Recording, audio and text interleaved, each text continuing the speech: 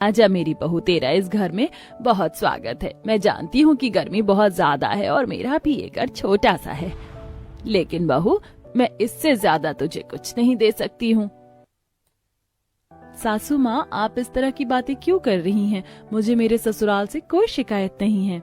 हाँ बहू, मैं जानती हूँ कि तू दिल की बहुत अच्छी है और इसीलिए तू कभी मुझसे किसी चीज की शिकायत नहीं करेगी, लेकिन मेरी बच्ची, अपनी इस गरीबी पर मैं बहुत शर्मिंदा हूँ। इसी गरीबी की वजह से मैं तेरी बहनों को जूता छुपाई का शगुन नहीं दे पाई। तुझे कुछ नहीं दे सकूंगी, इसलिए मुझे माफ कर देना। माँ जी, मुझे आपसे कोई शिकायत नहीं और ना ही कुछ लेने का लालच है। मैं अपने ससुराल के हालात से वाकिफ हूँ। हो सकता है बहू मैं तुझे कुछ दे पाती, लेकिन अभी महीने भर पहले मैंने अपनी बेटी की शादी कर दी, जिसके बाद मेरे पास अब कुछ बाकी नहीं है। मैं अगर तुझे कुछ दे सकती तो वो माँ जैसा प्यार है। मेरी बेटी मेरे पास से चली गई और तू अपनी माँ का घर छोड़ आई। तुझे माँ की जरूरत है और मुझे मेरी बेटी की, और आज से तू ही मेरी बेटी है। मुझे तो ससुराल में सास की जगह माँ मिल गई, तो फिर और क्या चाहिए? रिद्धिमा ऐसा बोलकर शोभा से लिपट गई। रिद्धिमा की आज ही शोभा के बेटे सोहन से शादी हुई थी। शोभा बस एक गरीब सी औरत थी जिसके यहाँ कोई सुख सुविधा भी नहीं थी। छोटे और कमजोर से घर में शोभा के परिवार का गुजारा हो रहा था। बहू, अब तो ज्यादा गर्मी नहीं लग रही ना तुझे?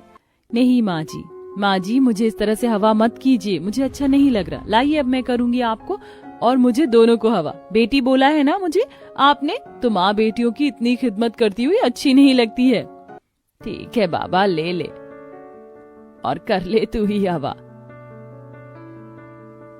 पता है बहू, ये गर्मी बेसुकून तो होती है, लेकिन इसमें सुकून भी है। कम से कम घर के नीचे तो हैं हम। मुझे तो बरसात और तूफानों का डर लगा रहता है। हमारा घर बहुत ज्यादा नाजुक हो रखा है। डर लगा रहता है कि किसी खतरनाक आंधी या तूफान में हम अपना घर ही ना खो बैठे। नहीं माँ जी, हमें ऐसे डर डर कर अपने आज को नहीं बिगाड़ना चाहिए। जो होगा अच्छा ही होगा। रिद्धिमा ने शोभा को समझा दिया, लेकिन कौन जानता था कि मुश्किल की घड़ियां अब बस दस्तक देने से 2 कदम दूर थी। जैसे ही रात हुई, तेज तेज आंधी और तूफान चलने लगा और बहुत तेज बारिश शुरू हो गई। मौसम के इस बदलाव से सारे अमीर लोग खुश हो गए। कहीं पकौड़े बन रहे थे तो कहीं पहली बरसात की रील्स बनाई जा रही थी। लेकिन ऐसे में गरीब लोग भी, जिन्हें ये मौसम खाने को आ रहा था। लखनपाल जी, सोहन, जल्दी से बहू के साथ घर के बाहर निकलो। हमारा पूरा घर हिल रहा है। कब ये भारी भूसे की छत नीचे आ जाए कोई नहीं जानता। जल्दी से बाहर चलो। माँ जी, मुझे ये बड़ी पन्नी मिली, सारा जरूरी सामान इसमें डाल दीजिए। रिद्धिमा और शोभा ने सारा जरूरत का सामान भर लिया और वो दोनों जैसे ही घर से बाहर आई, उसी वक्त उनका घर ढह गया। ये मंजर गरीब परिवार ने अपनी आंखों से देखा, जिसे देखकर उन सभी का दिल दहल उठा। लखनपाल जी ये क्या हो गया जी, क्या हो गया ये? अब हम कहाँ जाएंगे, क्या करेंगे अब? कुछ तो बोलिए ना। माँ जी शांत हो जाओ, अभी भी सब कुछ खत्म नहीं हुआ है। हम लोग कोई ना कोई रास्ता निकाल लेंगे, आप टेंशन मत लो। सोहन जी, माँ बाबा को कहीं सुरक्षित जगह ले चलिए। हम घर वगैरह का इंतजाम कल सुबह करेंगे। अभी आंधी से बचने को कोई जगह ढूंढिए। रिद्धिमा के बोलने पर सोहन अपने माँ बाप को गांव के एक बड़े से पेड़ के नीचे ले आया, जहां अक्सर गांव के लोग बैठकर बातें किया करते थे। अपनी आंखों से अपना घर ढहते देख दोनों माँ बाप का दिल बहुत ज्यादा परेशान था। बारिश और आंधी में सारे परिवार ने रात उसी पेड़ के नीचे गुजारी और अगली सुबह। मुझे माफ कर दे बहू, मैंने नहीं सोचा था कि एक घर का सहारा भी जो मैंने तुझे दिया है वो भी छिन जाएगा। माँ, आप क्यों माफी मांग रही हो? इस सब में आपकी कोई गलती नहीं है। आपको शर्मिंदा होने की जरूरत नहीं है माँ। और आपने तो मुझे बेटी बोला था ना। अब माँ बेटी पर मुसीबत आई है तो हम सब मिलकर इसका सामना करेंगे। चलिए अब उठिए, सबसे पहले हमें ठिकाना ढूंढना है। रिद्धिमा के बोलने पर पूरे परिवार ने उठकर चलना शुरू कर दिया। अभी वो सभी चल ही रहे थे कि तभी लखनपाल की चलते चलते दिल की धड़कन बढ़ने लगी। बेटा, शोभा मुझसे नहीं चला जाएगा। हे भगवान, आप सही तो है ना? इनकी तो तबीयत बिगड़ रही है सोहन बेटा, अब हम और नहीं चलेंगे। लेकिन माँ, हम लोग तो जंगल के पास हैं, यहाँ से नहीं चले तो हम कहाँ जाएंगे? कोई बात नहीं है जी, हम जंगल के पास भी हैं तो क्या हुआ? हम यही पत्तों और लकड़ी की मदद से घर बना लेंगे। यहाँ मिट्टी भी है, भगवान ने इंसान मिट्टी से बनाया है, तो घर क्या चीज है? लेकिन उस सब में बहुत मेहनत लग जाएगी रिद्धिमा। कोई बात नहीं जी। रिद्धिमा हालातों से हार मानने वालों में से नहीं थी। उसने हिम्मत रखी और सोहन के साथ पत्तों, मिट्टी और लकड़ी की मदद से घर बनाना शुरू किया। कुछ ही देर में उन दोनों ने छोटी सी कुटिया बना दी, जिसके अंदर जाकर लखनपाल और बाकी सबने आराम किया। और कुछ देर के बाद सोहन बोला, रिद्धिमा, मेरे पास इतने पैसे नहीं है कि मैं रेडीमेड तुम्हें कुछ लाकर खिला सकूं। थोड़ी बहुत मैं सब्जी ही तुम्हें लाकर दे सकता हूँ, उसे ही बना देना। वो तो ठीक है, लेकिन सब्जी बनेगी किस बर्तन में? मेरा मतलब हमारे पास बर्तन तो बिल्कुल भी नहीं है। नहीं है तो बना लेंगे। तू जानती है बहू, ये वक्त मेरे ऊपर पहली बार नहीं आया। जब मेरी शादी हुई थी तब भी मैंने इससे भी ज्यादा बुरा वक्त देखा था। तब मेरी सास मिट्टी से बर्तन बनाती थी और सारे काम हमारे मिट्टी से ही हो जाते थे। चल हम दोनों मिलकर मिट्टी से बर्तन बनाते हैं। अब ऐसे जुगाड़ ही हमारे काम आएंगे।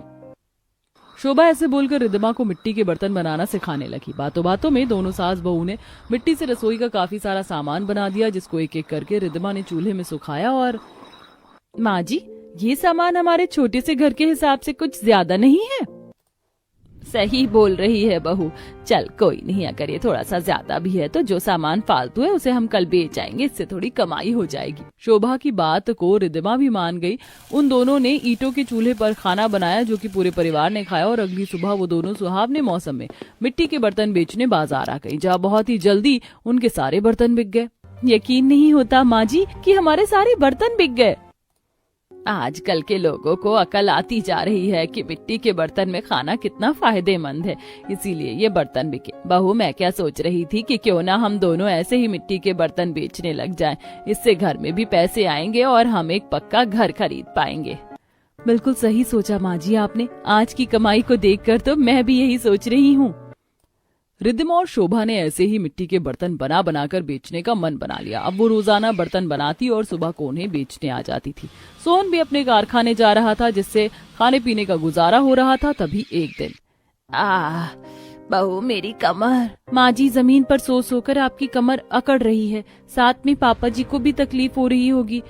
कैसा हो अगर हम मिट्टी से एक बेड बनाकर इसमें रखें तो, जिससे सोने में भी आराम हो और कुछ बिस्तर लगाकर गुदगुदा भी हो जाएगा, जिससे आप दोनों की कमर को तकलीफ भी नहीं होगी। आइडिया तो बहुत अच्छा है बहू, तो फिर नेक काम में देरी कैसी। चल शुरू करते हैं।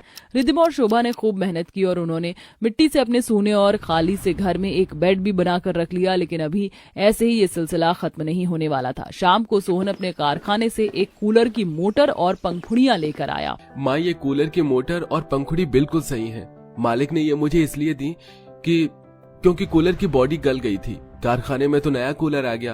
आप बताओ मैं इन्हें कहाँ लगाऊं? अच्छा हुआ बेटा तू उन्हें यहाँ ले आया। सीधी धूप घर में आती है, जिससे गर्मी भी लगने लगी है। इन्हें ऐसे ही कहीं पर भी लगा देना तो बहुत खतरनाक होगा। माँ जी, क्यों ना हम इसके लिए मिट्टी से ही एक कूलर भी बना दे, जिसमें ये पंखुड़ी लग जाए।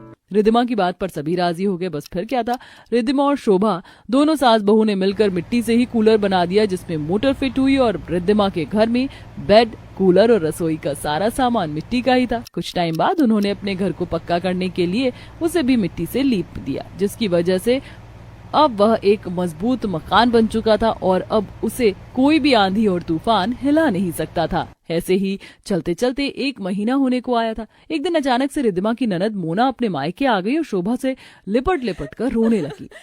क्या हुआ मेरी बच्ची? माँ, इतना कुछ हो गया, आपने मुझे बताना भी जरूरी नहीं समझा। मैं पहले घर गई थी, वहाँ सपाट जमीन देखकर मेरा दिल दहल उठा।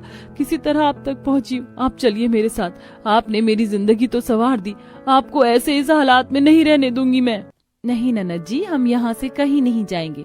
माना कि वक्त हम पर बुरा आया था, लेकिन हम उसे पीछे छोड़ आए। अब हमें जिंदगी को जीना आ गया है, हम खुश हैं। इसीलिए आप चिंता मत कीजिए और इस मिट्टी के घर में भी हम बहुत खुश हैं। रिद्धिमा की बात सुनकर शोभा बस चुप सी हो गई।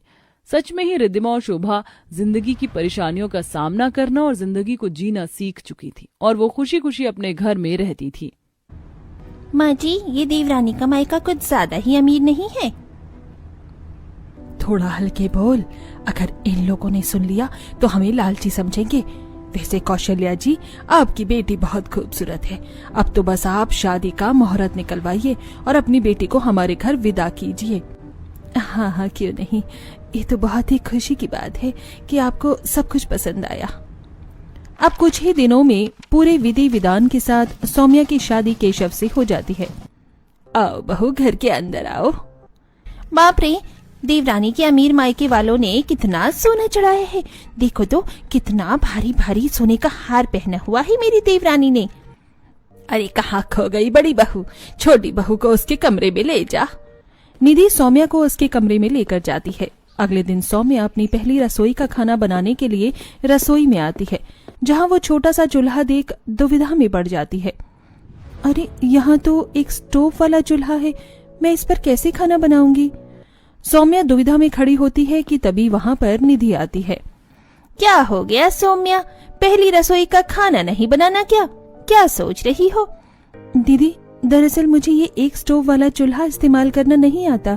मैंने शुरू से ही ऑटोमेटिक चूल्हा ही इस्तेमाल किया है अपने मायके में।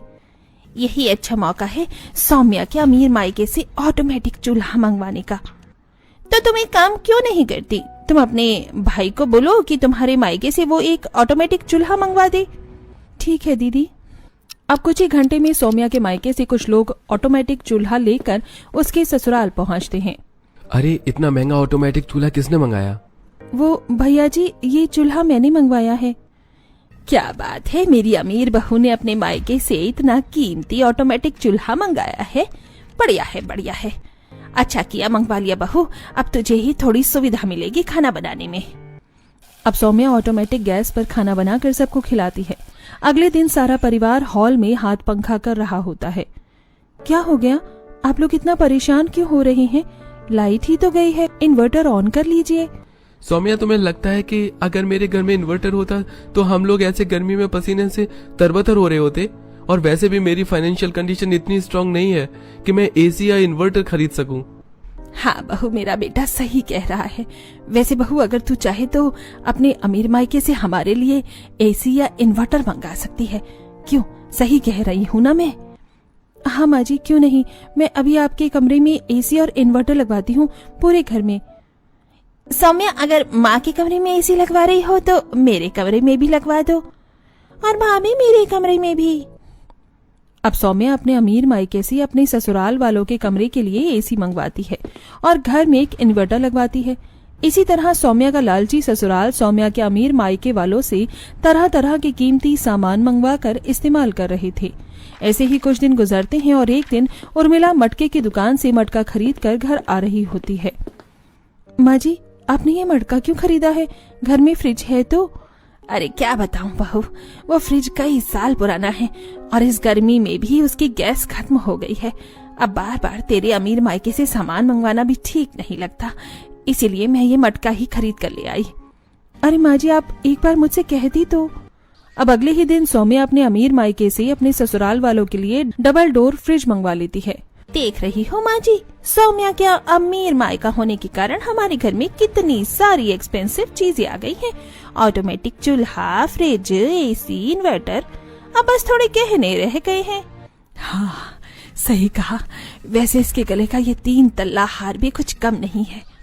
अब उर्मिला और निधि सौम्या के कमरे में जाती हैं। सौम्या कपड़ों को फोल्ड कर रही होती है। माँ जी, आप? दीदी, आप? कुछ काम था क्या?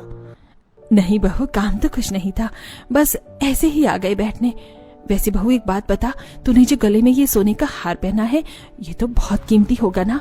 वैसे सच कहूँ तो मैंने आज तक कभी सोने का हार नहीं पहना। इतना कहने के बाद उर्मिला झूठ मूठ कर रोने की एक्टिंग करती है। सौम्या को ये सारी चीज हकीकत लगती है। अरे अरे माँ जी, आप रो क्यों रही हैं? ये लीजिए, आप मेरे गले का ये हार रख लीजिए। अगर माँ जी को दिया है तो मुझे भी दे दो एक सोने का हार सौम्या। तभी वहाँ पर तीशा आती है और ये सब सुनकर वो कहती है, भाभी, अगर आपने सबको सोने का हार दिया है तो कम से कम मुझे एक छोटी सोने की अंगूठी ही दे दो। सौम्या अलमारी खोलती है और अपने सभी कीमती सोने के गहने को ससुराल वालों के सदस्य में बांट देती है। ऐसे ही कई दिन गुजरते हैं। सौम्या का लालची ससुराल सौम्या के अमीर मायके से तरह तरह की चीजों की डिमांड करता है और सौम्या उन्हें पूरा भी करती। लेकिन एक दिन अचानक सौम्या की माँ की तबीयत बहुत खराब हो जाती है। सौम्या के मायके से फोन आता है, जिसके कारण सौम्या को फौरन अपनी ससुराल से मायके जाना पड़ता है। सौम्या जी, आप आ गई। मालकिन की तबीयत बहुत खराब है। अब सौम्या फौरन अपनी माँ के कमरे में आती है, जहाँ कौशल्या की तबीयत बहुत ज्यादा खराब हो चुकी थी। वो कमजोर दुबली पतली हो रही थी। अरे माँ, आपकी तबीयत इतनी ज्यादा कैसे खराब हो गई? आप मेरे जाने के बाद अपना ध्यान नहीं रख रही थी क्या? ध्यान तो रख रही थी बेटी, पर पता नहीं कैसे बॉडी में इन्फेक्शन हो गया, जिसके बाद से बॉडी में वीकनेस हो रही है। अब सौम्या अपने मायके में अपनी माँ कौशल्या का बहुत ध्यान रख रही थी। वो अपने हाथ से अपनी माँ को खाना खिलाती, गार्डन में वॉक करवाती, मेडिटेशन, योगा करवाती। ऐसे ही कई दिन गुजरते हैं। दूसरी तरफ सौम्या के ससुराल वाले, जब से मेरी अमीर बहू अपने मायके गई है तब से तो घर में मन ही नहीं लग रहा है। हमारी तो फरमाइश पूरी करने वाली ही यहाँ से चली गई।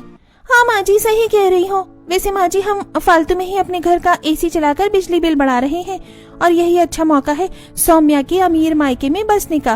बोल देंगे कि उसकी माँ को देखने आए हैं, और इसी बहाने उसके अमीर मायके में एसी की ठंडी ठंडी हवा खाएंगे, लग्जरी लाइफ स्पेंड करेंगे। आइडिया बुरा नहीं है भाभी। तभी वहाँ पर केशव और अतुल आते हैं। मैं और भाई तो नहीं आ पाएंगे माँ, क्योंकि हमें बिजनेस के काम से बाहर जाना है। अब उर्मिला के दोनों बेटे जैसे ही बिजनेस के काम से बाहर जाते हैं, वैसे ही उर्मिला, निधि और तीशा सौम्या के अमीर मायके पहुंचते हैं। माँ जी, आप, दीदी, तीशा, आओ ना, अंदर बैठो। श्यामू काका, सबके लिए चाय नाश्ता लगाओ। जी जी सौम्या मैडम। सभी लोग चाय नाश्ता कर रहे होते हैं। अरे, अपनी बहू के अमीर मायके में आकर ये नाश्ता पानी करने के चक्कर में तो मैं भूल ही गई कि मैंने इसकी माँ के बारे में तो पूछा ही नहीं। अच्छा सौम्या, तुम्हारी मम्मी ठीक तो है? उन्हें ही देखने आए थे हम लोग। नहीं माँ जी, अभी कहाँ ठीक हुई है वो। अब सौम्या के लालची ससुराल वाले सौम्या के मायके में आने के बाद दिन भर एसी के कमरे में बैठे रहते। दूसरी तरफ घर के नौकरों से तरह तरह के पकवान बनवाते। तभी एक दिन उर्मिला बीमार कौशल्या के कमरे में जाती है, जहां उसकी नजर कौशल्या के हाथ के सोने के कड़े पर पड़ती है। कौशल्या जी, आपके हाथ में जो ये सोने के कड़े पहने हैं, ये बहुत सुंदर लग रहे हैं। मैंने तो आज से पहले कभी नहीं पहने, मुझे बहुत पसंद आ रहे हैं। अच्छा, एक काम करो, तुम ये मेरे हाथ से निकाल लो, मैं दूसरा खरीद लूंगी। लालची उर्मिला सौम्या की बीमार माँ के हाथ से वो सोने के कड़े निकाल कर पहन लेती है। तभी सौम्या कमरे में आती है। अरे, मेरी माँ के हाथ के कड़े सासू माँ के हाथ में क्या कर रही हैं? सौम्या को अब अपने लालची ससुराल वालों का लालच समझ आने लगता है। ऐसे ही कुछ दिन गुजरते हैं। एक दिन सुबह, माँ जी, दीदी, तीशा, मैं माँ की दवाई लेने के लिए मेडिकल स्टोर जा रही हूँ। तब तक आप लोग माँ का ध्यान रखना, आज नौकर भी नहीं आए हैं।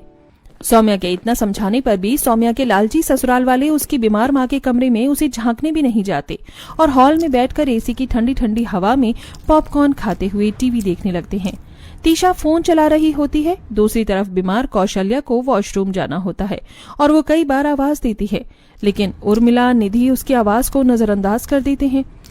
कौशल्या लड़खड़ा कर चलने की कोशिश करती है, लेकिन वो गिर जाती है और उसका सर दरवाजे के कोने से लगता है, जिसके कारण उसके सर से खून बहने लगता है। और कुछ ही देर बाद सौम्या आती है और जब वो अपनी माँ को इस हालत में देखती है तो उसे बहुत गुस्सा आता है और वो खुद को कंट्रोल नहीं कर पाती। माँ जी, दीदी, तीशा, आप सभी लोगों के यहाँ होने के बाद भी मेरी माँ की ये दशा कैसे हुई? मैंने आपको बहुत अच्छे से कहा था कि मेरी माँ का ध्यान रखना। तभी वहाँ पर काम खत्म करके अतुल और केशव भी पहुँचते हैं और ये सब देखकर कहते हैं, अरे ये सब क्या हो गया यहाँ पर, और इतनी चोट कैसे लग गई सौम्या के माँ को? अरे चुप करिए, आपका जो ये परिवार है ना, लालची परिवार, इन्हीं की वजह से आज मेरी माँ की ये दशा हुई है। अरे मुझे तो पहले ही समझ जाना चाहिए था कि ये लोग मेरी माँ से मिलने नहीं, मेरे अमीर मायके को देखकर यहाँ बसने आए हैं। अपने लालच में इतने गुमनाम हो गए थे ये लोग कि इन्होंने मेरी बीमार माँ को देखना तक जरूरी नहीं समझा। सौम्या शांत हो जाओ, और मैं अपने परिवार वालों की तरफ से तुमसे माफी मांगता हूँ। बहू, मुझे माफ कर दे, मुझे बहुत बड़ी गलती हो गई। मैं जानती हूँ कि मैं माफी के लायक नहीं हूँ, लेकिन फिर भी मैं तेरे आगे अपने ये दोनों हाथ जोड़कर तुझसे माफी मांगती हूँ। मुझे माफ कर दे। सौम्या, मुझे भी माफ कर दो। मुझे तुम्हारी माँ को अपनी माँ की तरह ही देखना चाहिए था, लेकिन मैंने तो बस तुम्हारी अमीर मायके का पैसा ही देखा। अब सभी लोग सौम्या से माफी मांगते हैं। सौम्या सभी की गलतियों को माफ कर देती है। सभी लोग कौशल्या को लेकर अस्पताल जाते हैं और कुछ दिन बाद कौशल्या भी ठीक हो जाती है।